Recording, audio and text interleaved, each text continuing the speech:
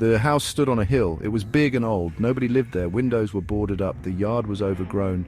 It gave you goosebumps just to look at it. People said it was haunted. They said a man used to live there, but he disappeared one day. Nobody knew where he went. Some said he was still inside.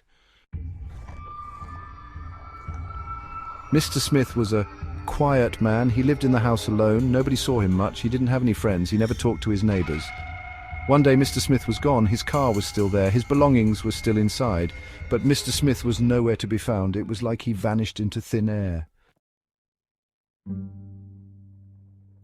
Strange stories began to circulate. People said they heard noises coming from the house. Some said they saw lights flickering inside.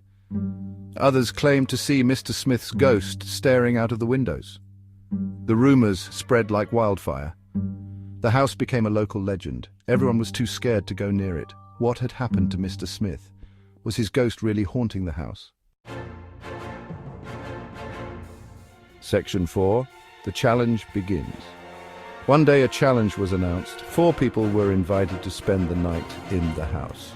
They were promised a big prize if they could survive until morning.